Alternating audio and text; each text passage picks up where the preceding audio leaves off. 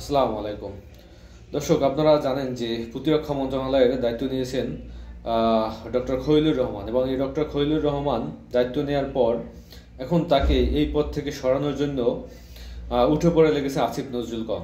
আপনারা জানেন যে এই সরকারের ভিতরে দুটি গং আছে, একটি হলো আসিফ নজরুল কেন্দ্রিক প্রথম আলো ডেইলি স্টার কেন্দ্রিক গং, আর একটা হলো বিপ্লবী কেন্দ্রিক গং। এই গঙেরা আপনার 5ই আগস্টকে এক দল গং মনে করে এটা একটা গণ অভ্যুত্থান হয়েছে, এবং আরেক দল মনে করে এটা একটা বিপ্লব হয়েছে, এবং এই বিপ্লবী সরকার এবং গণ অভ্যুত্থানের সরকার, এই দুই সরকার মিলেই হয়েছে আমাদের অন্তর্বর্তীকালীন সরকার। এখন এই দুই দলের ভিতর এখন টানাপোড়েন সৃষ্টি হয়ে গেছে, এবং সেটা এখন যে কোনোভাবে হোক ডক্টর খলিলুর রহমান কেন প্রতিরক্ষা মন্ত্রণালয়ের দায়িত্ব পেলেন, এখন তাকে সরাইতে হইবে, এবং সরানোর জন্য বাংলাদেশের বিভিন্ন বাঙ্গ সুশীল এবং সাংবাদিকরা উঠে পড়ে লাগছে, এবং এদেরকে লাগিয়ে দিয়েছে বলা যায় এক প্রকার এই আসিফ নজরুল। এভাবেই তথ্য নিশ্চিত করেছেন আপনার কর্নেল মুস্তাফিজুর রহমান। আপনারা হয়তো তাকে চিনেন যে কর্নেল মুস্তাফিজুর রহমান তিনি বিভিন্ন সময়ে এই গুরুত্বপূর্ণ তথ্য দিয়ে থাকেন, এবং তার তথ্য অনেকটাই ভেরিফাইড। তো এর আগে আমরা দেখেছি যে আমাদের যে একজন ডিবি প্রধান ছিলেন, সেই ডিবি প্রধানকেও কিন্তু একটি সামান্য ঘটনাকে কেন্দ্র করে তাকে সরিয়ে দেওয়া হয়েছিল। কারণ কি দেখানো হয়েছে যে তিনি যে মেঘলাকে গ্রেপ্তার করেছেন, তিনি কেন বিশেষ ক্ষমতা আইনে গ্রেপ্তার করলেন, কেন তিনি তাকে মামলা দিয়ে গ্রেপ্তার করলেন না, এই সামান্য কারণ দেখিয়ে তারপর তাকে সরিয়ে দেওয়া হয়েছে। মেঘলা আক্তারকে গ্রেপ্তার করা এটা সম্পূর্ণভাবে বৈধ ছিল, কারণ বাংলাদেশের মতো একটা রাষ্ট্র সৌদির সাথে সম্পর্ক কেমন হবে, সৌদির একজন রাষ্ট্রদূতের সাথে সম্পর্ক কেমন হবে, এবং একজন রাষ্ট্রদূতের সাথে সম্পর্ক খারাপ হলে সেটা যে আমাদের প্রবাসী আয়ে একটা বড় রকমের ধাক্কা আসতে পারে, সেটাকে বিবেচনা করেই তাকে গ্রেপ্তার করা হয়েছে। হয়তো তিনি তড়িঘড়ি করে বিশেষ ক্ষমতা আইনে তিনি গ্রেপ্তার করেছেন, এই জন্য তাকে ডিবি প্রধানের মতো জায়গা থেকে আপনি তাকে সরিয়ে দিবেন। আসলে তাকে কিন্তু এটা ছিল একটা সামান্য ঘটনা। তাকে যে কারণে সরানো হয়েছে সেটা হলো, তাকে সরানো হয়েছে তিনি দীর্ঘদিন যাবৎ দায়িত্বে থাকায় অনেক নেতাকর্মী, আওয়ামী লীগের প্রায় 200 নেতাকর্মীকে তিনি গ্রেপ্তার করেছেন, এবং যার কারণে তিনি তার যে ছেলে মেয়ে আছে, এই ছেলেমেয়েরা স্কুলে পর্যন্ত যাইতে পারে না নিরাপত্তার কারণে। তার ঘরে অসুস্থ স্ত্রী, সেই স্ত্রীকে তিনি সময় দিতে পারতেছেন না, তিনি দিন রাত 24 ঘন্টা তার দায়িত্বে আছেন। এরকমের একজন দেশপ্রেমিক ডিবি প্রধানকে তারা একটা সামান্য কারণ দেখিয়ে তারপর সরিয়ে দেওয়া হয়েছে। তো এটা হলো আপনার এই আসিফ নজরুল গং কেন্দ্রিক, এবং আপনারা জানেন যে সাথে সাথে আসিফ নজরুল কিন্তু সংবাদ সম্মেলন করে বলছে যে তাকে গ্রেপ্তার করা হয়েছে বেআইনি। মানে যেখানে বাংলাদেশ এবং সৌদি আরবের মতো গুরুত্বপূর্ণ সম্পর্ক বিনষ্ট হওয়ার পথে, সেরকমের বিষয়ে মেঘলা আক্তারকে গ্রেপ্তার করা হয়েছে, সেটা বলতেছে তিনি এটা আইনিভাবে হয় নাই বা এটা ভালো হয় নাই। বুঝেন যে কাকে আমরা এই আইন মন্ত্রণালয়ের দায়িত্ব রেখেছি। আসিফ নজরুল গং তিনিও কি আসলে মেঘলা আক্তার কাছে মানে ওই যে হানি ট্র্যাপ যেটাকে বলে, এই হানি ট্র্যাপের কাছে জিম্মি কিনা? নাহলে তুই তো এ ধরনের কথা বলতে পারেন না সরকারের থেকে। যাই হোক, আপনারা দেখেছেন যে ডিবি প্রধানকে সরিয়ে ফেলা হয়েছে। এখন তারা খলিলুর রহমানের পিছনে লাগছে, খলিলুর রহমানের যোগ্যতা নিয়ে প্রশ্ন তুলতেছে।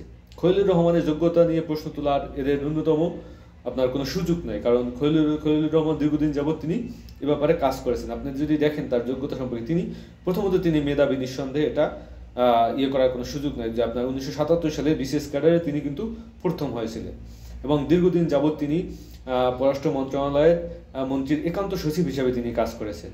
তারপর তিনি আপনার তার ঢাকা বিশ্ববিদ্যালয়ে পড়াশোনা করেছেন, হার্ভার্ড বিশ্ববিদ্যালয়, নিউ ইয়র্কে হার্ভার্ড বিশ্ববিদ্যালয়ে পড়াশোনা করেছেন। তারপর তিনি জাতিসংঘে তিনি দীর্ঘদিন যাবৎ কাজ করেছেন, এবং শুধু তাই নয়, জাতিসংঘের নিউ ইয়র্কের শহরে তিনি গুরুত্বপূর্ণ দায়িত্বে পালন করেছেন, নিউ ইয়র্ক শহরের মতো জায়গায় যুক্তরাষ্ট্রে। তো বুঝতে পারতেছেন যে তার অভিজ্ঞতা কি পরিমাণ আছে, এবং তিনি অর্থনীতিবিদ এবং কূটনৈতিকভাবে তার বিশেষ সফল কেরিয়ার রয়েছে। এরকমের একজন ব্যক্তিকে আমরা একটা গুরুত্বপূর্ণ দায়িত্ব দিয়েছি, এবং তিনি কিন্তু ইস্ট ওয়েস্ট ইউনিভার্সিটিরও প্রতিষ্ঠাতা সদস্যদের ভিতরে অন্যতম ব্যক্তি।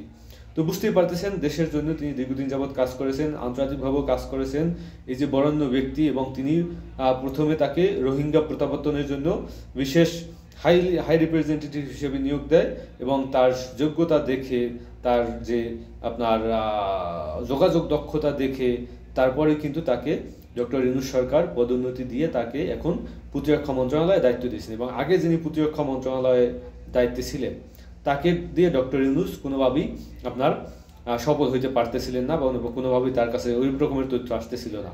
তিনি কিন্তু ব্যর্থতার পরিচয় দিচ্ছেন বিভিন্নভাবে। বিভিন্ন যে ঘটনাগুলো ঢাকা শহরে ঘটছে, এগুলো কি গোয়েন্দা ব্যর্থতা। তো গোয়েন্দা এরকম একজন ব্যর্থ ব্যক্তিকে কেন আমরা রাখবো? সে অনুযায়ী ডক্টর খলিলুর রহমানকে নিয়ে আসা হয়েছে। ডক্টর খলিলুর রহমানকে নিয়ে আসার পরই এখন এই আপনার বাঙ্গ সুশীলদের ভিতরে জ্বালাপোড়া সৃষ্টি হয়ে গেছে। এখন তাকে যে কোনোভাবে হোক এখান থেকে সরাতে হবে। বিশেষ করে আসিফ নজরুল সম্ভবত এর নেতৃত্ব দিতেছেন, এমনটাই তথ্য দিয়েছেন আপনার একজন মেজর, আমি তার নাম নিতে চাই না, তিনি রিটায়ার্ড প্রাপ্ত মেজর। তিনি তার একটা স্ট্যাটাসের মাধ্যমে তিনি বলেছেন যে কোনোভাবে হোক এই আসিফ নজরুল তার পিছনে লেগেছে, তাকে সরানোর জন্য লেগেছে। এখন এই প্রথম আলো এবং ডেইলি স্টার কর্তৃক যে গংরা আছে, গংরা তার বিভিন্ন রকমের সমালোচনা সামনে নিয়ে আসতেছেন। তিনি এই দেশের নাগরিক, এই দেশের নাগরিক, তিনি তার কোনো অভিজ্ঞতা নেই, এইভাবে তার সমালোচনা করে তাকে ডক্টর ইউনূসের কাছে একটা আপনার ভিন্নভাবে উপস্থাপন করে তাকে সরানোর চেষ্টা এখন চলমান আছে। এখন এই যুদ্ধে আসলে কারা জয়ী হবেন? ডক্টর ইউনূস যেহেতু এখন পর্যন্ত যতজনকে দায়িত্ব দিয়েছেন তাদেরকে কিন্তু তিনি সরান নাই, মানে তাদেরকে কিন্তু তিনি একেবারে বাতিল করে দেন নাই, পদত্যাগ করান নাই। তারা বিভিন্নভাবে হয়তো এক মন্ত্রণালয় থেকে অন্য মন্ত্রণালয়ে দেওয়া হয়েছে, এক মন্ত্রণালয় থেকে অন্য মন্ত্রণালয়ে দায়িত্ব দেওয়া হয়েছে। তো পদত্যাগের কিন্তু ইতিহাস এই আপনার অন্তর্বর্তীকালীন সরকারের নেই।